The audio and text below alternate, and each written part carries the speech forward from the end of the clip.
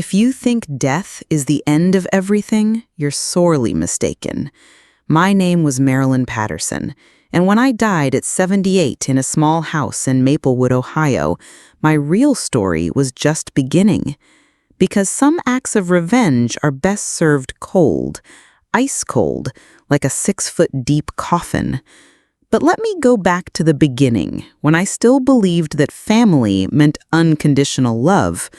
For 45 years, I lived in the same house on Riverside Avenue, a simple 2-story home with a white porch that my late husband Thomas and I bought when we were young and full of dreams.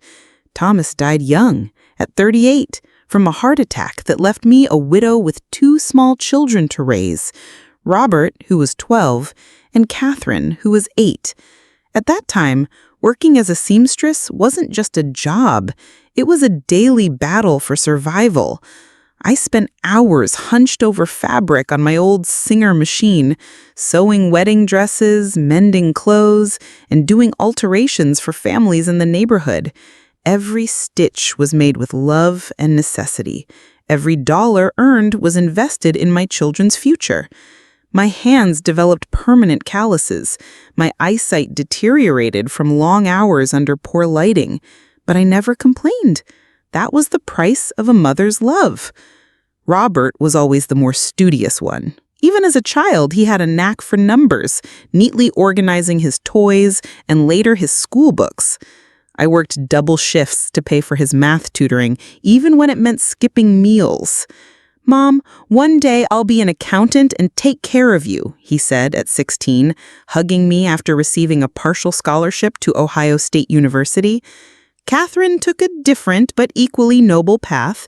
She was always the more sensitive one, caring for injured animals and comforting friends in distress. "I want to help people like you help me," she said at 15, deciding to become a nurse. I worked extra weekends for 2 years to pay for her uniforms and textbooks, selling homemade cakes at local fairs to supplement our income. When they both graduated, Robert as a certified accountant and Catherine as a registered nurse, my heart overflowed with pride. I had fulfilled my mission as a mother. They had respectable professions, secure futures, and I had given everything I had to make it possible. Robert got a job at an accounting firm in Columbus, and Catherine started working at a hospital in Cincinnati. They moved into their own apartments and began their independent lives. The first few years after they left were the happiest of my adult life. Robert called every Wednesday night, sharing stories about clients and new projects. Catherine visited at least twice a month, always bringing flowers and news from the hospital. Christmases were magical. My small living room filled with laughter, gifts, and the aroma of a dinner I started preparing weeks in advance. When Robert married Jennifer, a sweet elementary school teacher, I gained a daughter-in-law who called me Mom Marilyn and always complimented my cooking. Catherine met Michael, a paramedic, at work, and her wedding ceremony was a small ceremony at my home, where she came down the stairs in a dress I had sewn myself. Then came the grandchildren, like blessings. First David and Sarah, Robert's children, then Emma and James, Catherine's. My house turned into a playground on weekends, with toys scattered on the floor and laughter echoing through the rooms. I was Grandma Marilyn, baking fresh cookies, telling bedtime stories, and keeping whispered secrets from tiny mouths. But life has a cruel way of reshuffling people's priorities. As my children built their own families and careers, their visits grew infrequent. Weekly calls became bi-weekly, then monthly. Christmases at my house were replaced with, "We're spending it with the in-laws," or "We already had a trip planned." Gradually, I became a social obligation instead of a family priority. By age 70, I realized I was living for quick birthday calls and generic Christmas cards. My house, once full of life, now echoed only with the sound of the television and my own footsteps. The neighbors were kind, but they had their own families and worries. I had become invisible to the people who once meant the world to me. That's how I began to age, not from the passing years, but from the loneliness that settled into my heart. The real transformation began when I turned 75. My arthritis had worsened significantly, making it hard to climb the stairs to the second floor. The house that once was my refuge started to become an obstacle. The garden I used to tend to so lovingly now demanded more energy than I had to give. Small repairs piled up, a leaky roof, a window that wouldn't shut properly, hardwood floors that creaked dangerously. But what truly changed everything was the fall. It was a Tuesday in November when I slipped in the bathroom, hitting my head on the corner of the sink. I lay unconscious for hours until Mrs. Henderson, my 82-year-old neighbor, noticed I hadn't picked up the morning paper. She called emergency services, and I woke up in Riverside General Hospital with a concussion and a cast on my right arm. "Mrs. Patterson?" asked the social worker, a young woman with glasses and a concerned look. "We need to discuss some options for your future care." Before I could respond, Robert and Catherine appeared in my hospital room. It was the first time I had seen them in over 8 months. Robert wore a flawless suit and carried a leather briefcase, like he had come straight from an important meeting. Catherine was in her nurse uniform, but her perfectly manicured nails suggested she'd had time to get ready before coming. "Mom," Catherine exclaimed, her eyes filled with what seemed like genuine tears. "We were so worried when the hospital called." Robert took my good hand with careful precision. "Thank God you're okay. We dropped everything to be here." During the 3 days I remained hospitalized, they took turns staying by my side, whispering in the hallway with doctors and social workers. I occasionally caught fragments. Advanced age, living alone no longer safe, care options. My heart warmed, thinking that finally my children were stepping up to take care of me. On the morning of my discharge, they sat in chairs beside my bed, their expressions serious but gentle. "Mom, we've been talking a lot about your situation," Robert began, adjusting his tie nervously. "That house is too big for you. The stairs, the upkeep, it's dangerous." Catherine held my other hand. "We had a wonderful idea. How about selling the house and coming to live with us in the city? It would be so much better. We could take proper care of you." My heart leapt with joy. After years of loneliness, the idea of living with my children again, of being an active part of their lives, felt like a dream come true. "Are you sure? I don't want to be a burden." "Of course we're sure." Catherine smiled broadly. "It'll be wonderful. The grandkids can see Grandma every day." Robert nodded enthusiastically. "And you can contribute with the sale of the house. Not to pay rent, of course, but to help with household expenses. It's a matter of dignity." Tears of happiness ran down my cheeks. Finally, I would be a priority again. Finally, I would have real family around me. In the following weeks, they organized everything with impressive efficiency. A real estate agent appraised my house at $180,000. Not much by today's standards, but it represented decades of memories and hard work. We packed a lifetime into boxes labeled Mom's keepsakes, Mom's clothes, important documents. The whole neighborhood came to say goodbye. Mrs. Henderson cried as she hugged me.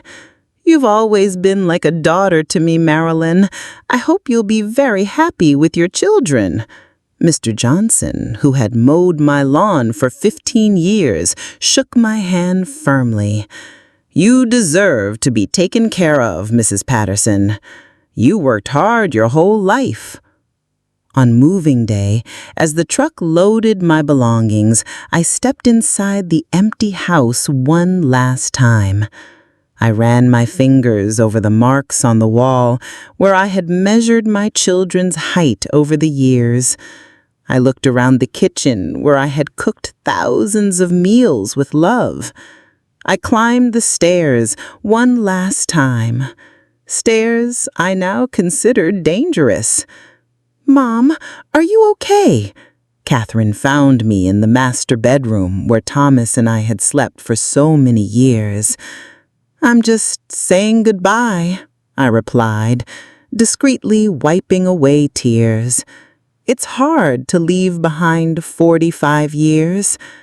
But you're going to something much better, a new phase of life, surrounded by love." During the drive, I couldn't stop imagining what it would be like. Maybe they lived in a house with a garden where I could plant roses. Maybe we'd have family dinners every night.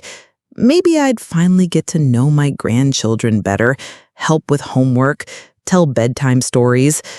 But when the car stopped, we weren't in front of a cozy home.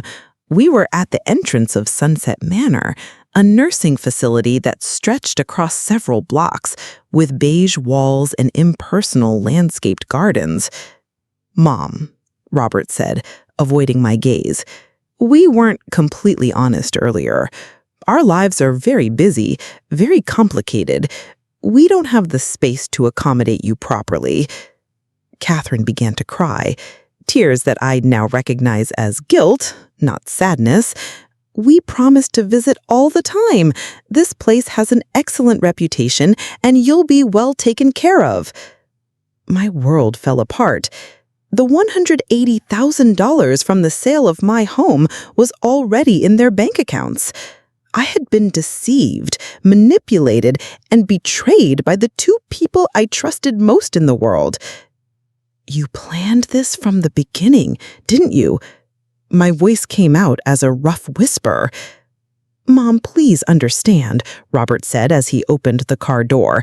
"We're not completely equipped to care for someone your age." They helped me out of the car as if I were a disobedient child. At the reception desk at Sunset Manor, they signed papers that had clearly been prepared weeks in advance. The room they showed me was small, clean, but sterile. A bed, a dresser, a chair, and a small television. The window overlooked the parking lot. "Mom, you'll adjust quickly." Catherine kissed my cheek. "There are activities here and people your age to befriend." "We'll call tomorrow to check in," Robert promised, already heading for the door. And so, at 75 years old, I found myself abandoned in a place that smelled of disinfectant and institutional food while my children drove away with my money and seemingly clear consciences. During the first few months at Sunset Manor, I sank into a deep depression. The promised visits never came. Only brief Sunday phone calls. "Hi, Mom, how are you? We're really busy over here, but we're thinking of you." It was during one of those calls that Robert casually mentioned he was planning a kitchen renovation. "The money from your house has been really helpful in improving our quality of life." Something inside me broke for good at that moment, but something else was born. Determination. I wasn't the frail, dependent old woman they thought I was. I still had a card up my sleeve they knew nothing about. Over the years, even working as a seamstress with a modest income, I had managed to save small amounts. $10 here, $20 there, all tucked away in a secret savings account I opened when my children were teenagers. It was my emergency fund, money not even Thomas knew about. For decades, I contributed to that account with military discipline, reaching a total of $47,000. After 6 months in the nursing home, I made a decision that shocked everyone. I bought a small house just across the street. "Mom's gone senile," Catherine said to Robert on the phone, unaware I was listening on the hallway extension. "How is she going to take care of a house at her age?" "Let her blow what little money she has left," Robert laughed. "Once it's gone, she'll come back to the home." But they didn't understand my true motivation. I wasn't just buying a house. I was buying back my dignity, my independence, and the chance to prove that I still had choices to make. The house was small, a one-story bungalow with 2 bedrooms, a living room, and a functional kitchen. There was a basement the seller casually mentioned. The previous owners left some stuff down there, nothing important, just old junk. It was in that new house that I met Eric and Charlotte Williams, the young couple who would completely change my perception of family. Eric and Charlotte Williams were 28 and 26 years old, respectively, with 4-year-old twins who brought color and life back into my gray world. Emma, with her golden curls, and Lucas, with his curious eyes, showed up at my door the day after I moved in. "Mommy said you're our new neighbor," Emma announced with the bold confidence of a child. "Want to see our rock collection?" Charlotte appeared seconds later, clearly embarrassed. "Sorry, they're very curious. I'm Charlotte Williams. We live next door." "Marilyn Patterson," I replied, feeling something warm in my chest for the first time in months, "and I'd love to see the rocks." In the months that followed, the Williams became the family I had always dreamed of. Eric, a carpenter specializing in restoration, offered to help with minor house repairs. "I don't take payment, Mrs. Patterson. Neighbors help each other." Charlotte, a kindergarten teacher, started including me in family dinners. "You shouldn't eat alone. Food tastes better when shared."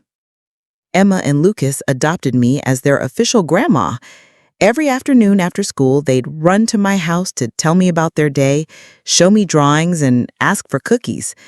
For the first time in years, my kitchen once again smelled like fresh cookies and echoed with children's laughter. "Grandma Marilyn, why don't you have family pictures on your fridge?" That innocent question made me realize how absent my real children had become. They didn't know my new address, didn't call regularly, and only showed up when they needed something, usually money. While exploring the basement of the new house, I discovered something that would change everything. Behind a moldy bookcase, I found an old trunk the seller had mentioned.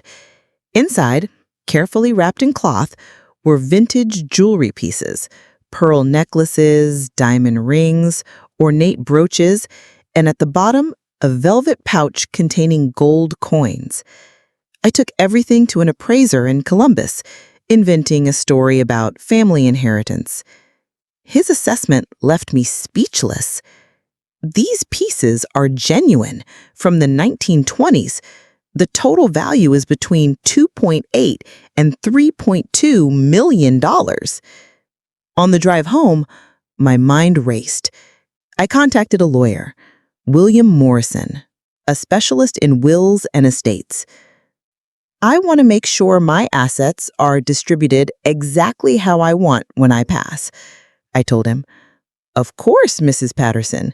Do you have any specific concerns? Let's just say I figured out who truly cares about me, and I want that legally acknowledged." The years that followed were the happiest of my life. Eric taught me how to play chess, Charlotte included me in her book club, and Emma and Lucas spent entire weekends with me, watching old movies and baking cookies. They never asked for anything, never expected anything, just gave me unconditional love. Meanwhile, Robert and Catherine kept in sporadic contact.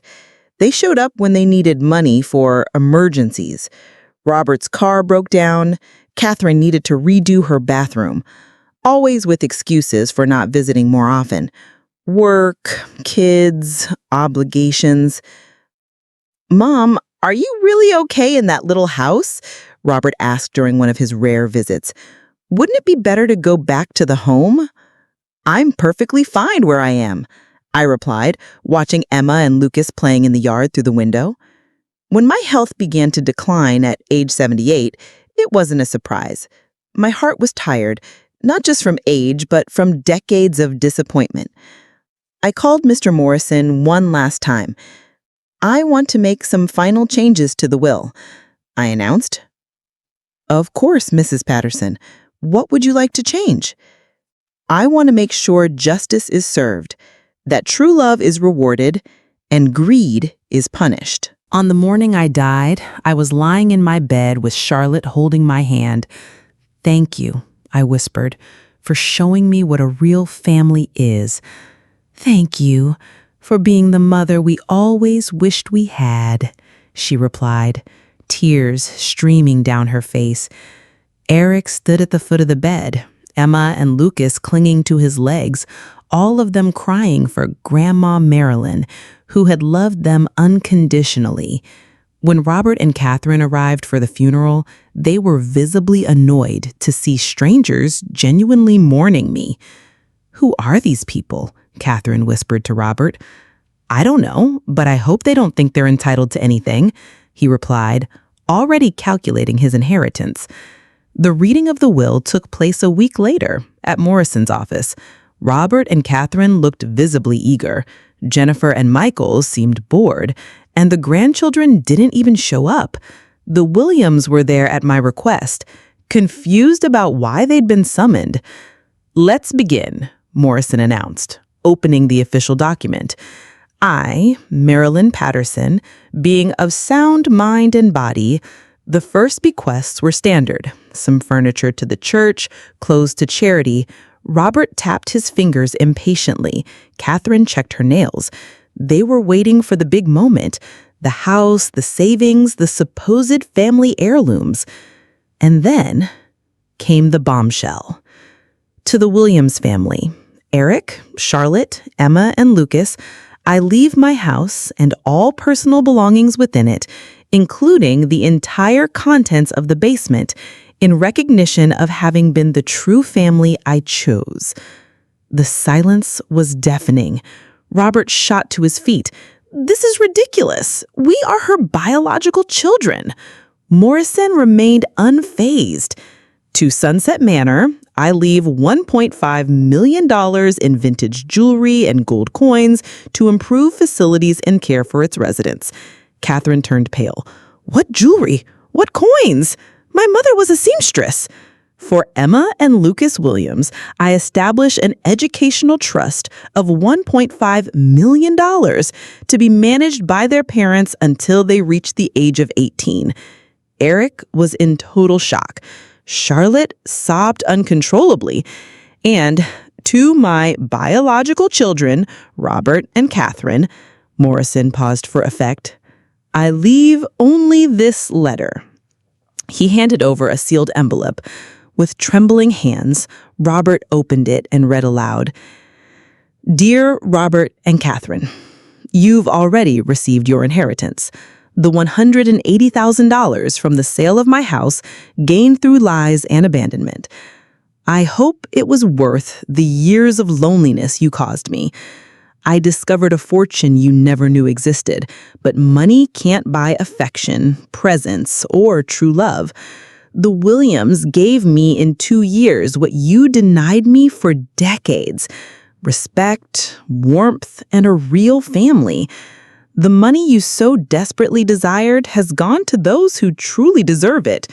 People who loved me with no hidden agenda, and a place that cares for abandoned elders, like I was. Let this be a lesson about the true meaning of family. With love and disappointment, Mom." The chaos that followed the reading of the will was exactly what I had expected and deserved to be witnessed.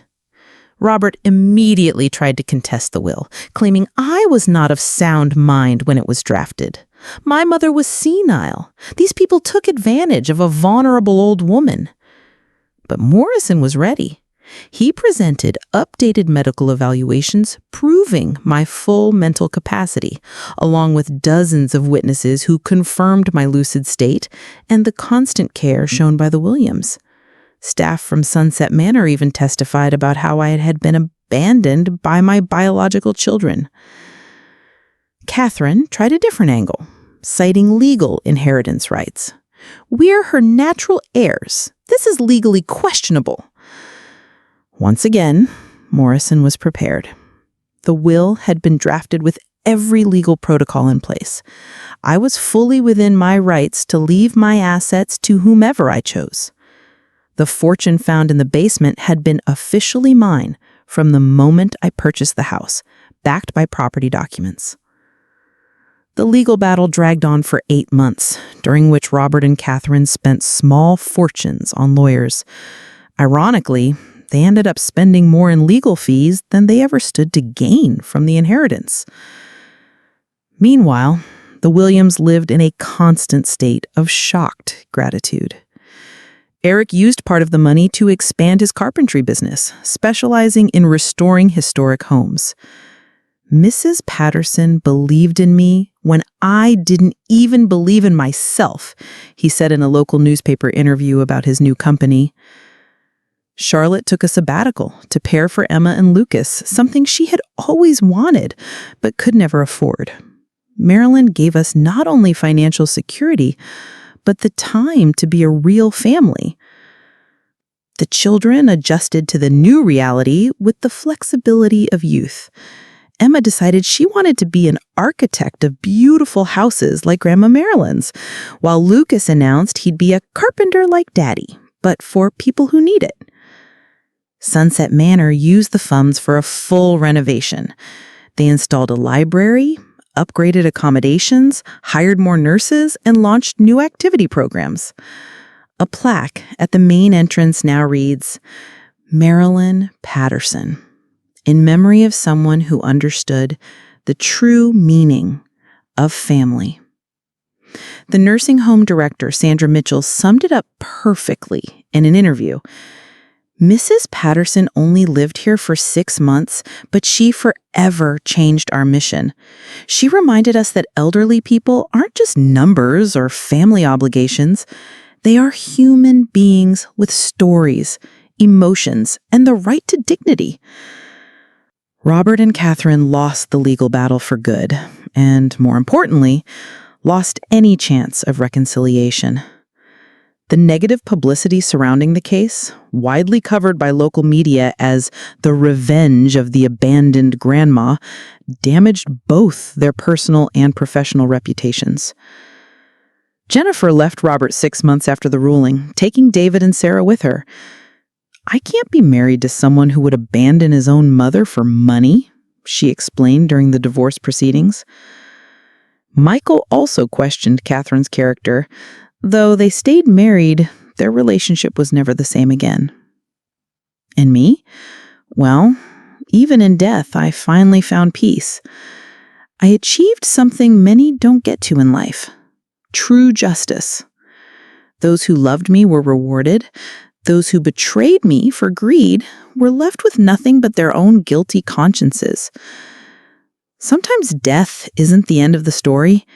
It's the chapter where truth finally comes to light and real love triumphs over greed.